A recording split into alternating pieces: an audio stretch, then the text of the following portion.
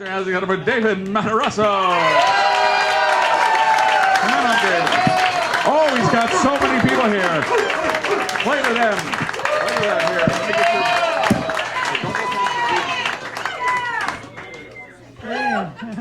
Hey, thank you very much, ladies and germs. Good afternoon. I'm Dave Matters, and you're not. Underdog. Well, I've got two cats, Jerry and Ben. I want to get a third one, but all my friends tell me, Dave, don't do it. Don't get a third cat. If you do, you'll never get a date again. And I think to myself, well, that doesn't seem right. If you're a girl, it's okay. You can have 3 cats. That's okay. But if you're a guy, if you have more than 2, then you're this crazy cat dude who's never going to get laid, who's never going to be tender with a woman again. And I resent that. That's sexist. But I go with 2 cats anyway, and I'm alone anyway. So where's the logic? Where's the logic? And the only times I get to be tender is when I'm putting my cats to sleep at night. I love Jerry, I love Jerry, I love Ben.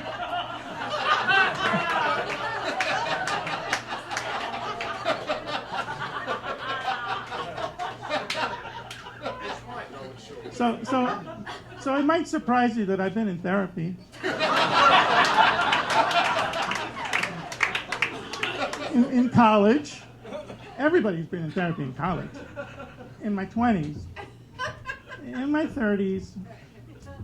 In my 40s. But you know what? I'm through with that addiction. I'm now no longer addicted to therapy. But, oh, by the way, this is my joke flowchart. Yeah, so actually 20 years ago, I even dated a psychiatrist. Now, don't do that. Don't do that. Don't date a psychiatrist, not a psychotherapist, not a psychologist, not an MSW, not a CBT, not even a life coach, not even a shaman. Don't date anyone who makes a living helping people. And you know why? Because they're going to want to help you.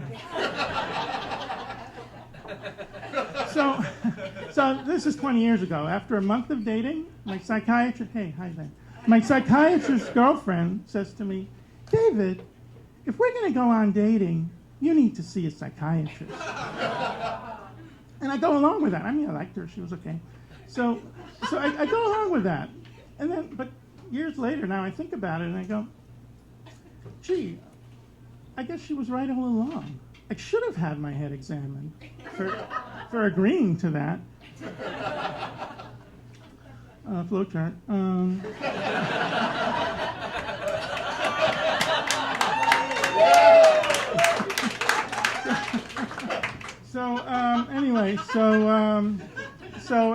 So over the decades, and I went ahead and I did get help. So over the decades, I think about all the times that I've gotten help. And like there was the one guy who would dress in a long pajamas and a long silk robe, and he would make me honey and tea with honey, and would have me sit on the floor next to him, cross-legged on the floor, sipping tea and talking about my problems. The only time he ever actually helped me is the time I got this cramp in my leg. And he helped me get up. But what was really frustrating about him is he was like the 60s guru kind of guy. He was so tranquil. Nothing fazed him. I'd be talking about the most excruciating, and nothing. The only time he ever got animated at all was the time that I told him I had met my deductible and he could start charging my insurance. His face lit up. It really did. That's a true story. Now it turns out he had 4 cats, so go figure. Then there was a guy who would order Chinese food and eat it during my session. And that would have been okay if he'd ever offered me some, but he never did. So it really is an addiction. It's an addiction to psychotherapy, but it's a New York thing. A lot of us do it. I'm not embarrassed about it. We all do it. It's a New York thing. It's our thing. It's our psycho Cosa Nostra is what it really is. Our therapists, they all go away in August. They say they're on vacation, but I don't think so. I think they actually go somewhere upstate and plan out their Rico thing. They all get together up there, and they talk about different ways that they're going to keep us addicted to psychotherapy. They're all there, the Jungians, the Freudians, the behaviorists, all scheming up new ways to keep us tied to this unending psychotherapy. And so you've got this dreams and their interpretation, modern man in search of a soul. It's just a racket. It's a racket. And everybody tries to get in on the act. So, yeah, it's true. It's true. I mean, like I said, it's a New York thing. So yeah.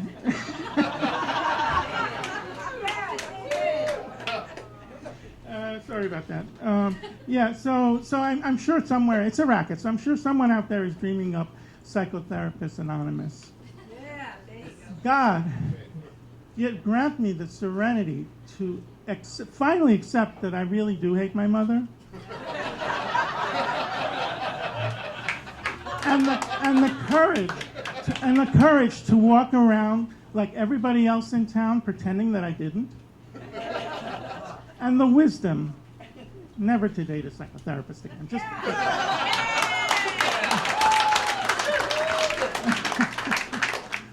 My name is David, and I'm a psychotherapy addict.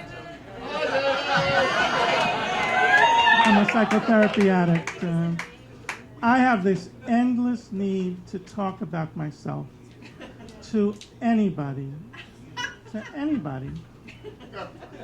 Now, for people who actually really do need help, there are those hotlines, and they used to work just fine until those automated voice response systems became all the rage, and they took hold.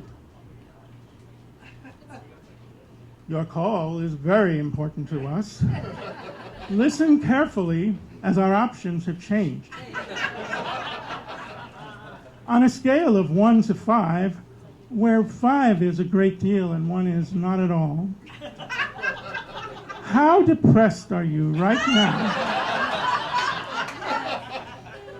Press 5 or say,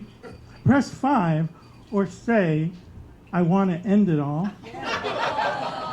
Yeah, I know. Press 1 or say, no, I'm just messing with you.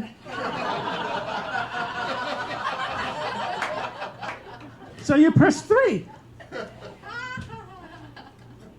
We're sorry you're feeling blue today. How may we direct your call? If you're manic depressive, say manic depressive, or press 1, then 5, then 1, then 5, then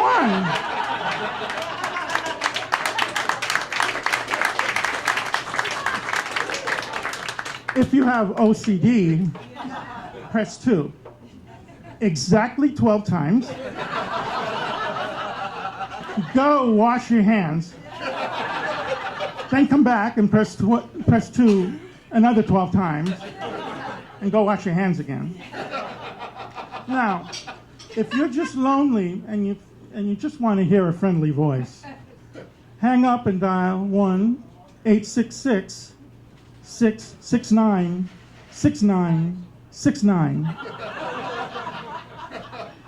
So I hang up and I dial toll free. Why not? Hi, this is Bambi. Your call is very important to me.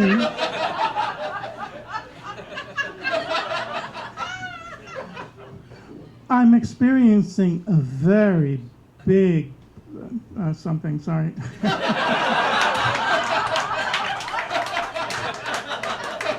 Flowchart. I'm experiencing a very big volume of calls. Please leave your name, and one of us will get back to you as soon as we possibly can. So I leave a message for Bambi. I hope she'll call back. And then it hits me. Bambi? Bambi's a dude. You can look it up. Bambi, A Life in the Woods. I feel like Salton about it. It was about a boy and his mom. He was a dude, really. So instead, what I did is now I do the same thing that all of us do nowadays. I joined a Facebook support group. We're called the Soul Callers.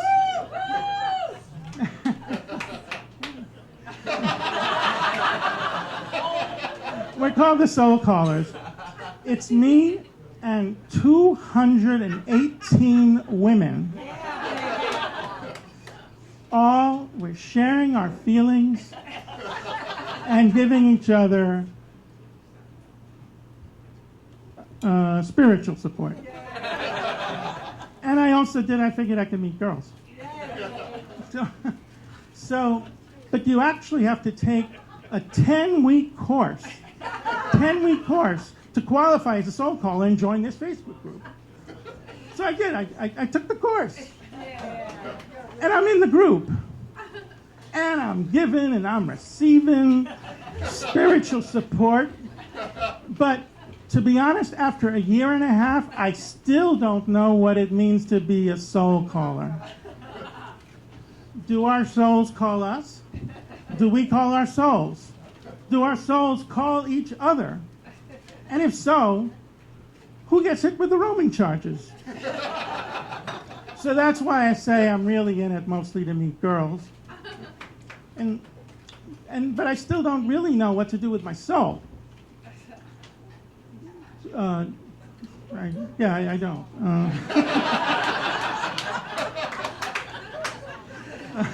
Should I call? Should I not call? Should I wait a day and call so I don't seem eager? What if I put her soul on speed call and she doesn't? So anyway, therefore, I'm almost done here. So anyway, the fact is, I never really met any of these soul caller babes except in cyberspace. Not true. Except in cyberspace, which is just as well because my heart is not healthy enough for sex. I don't need to ask my doctor. It isn't. I'll tell you one thing though. If I ever get an erection in the last 4 hours, I won't be calling my doctor for help.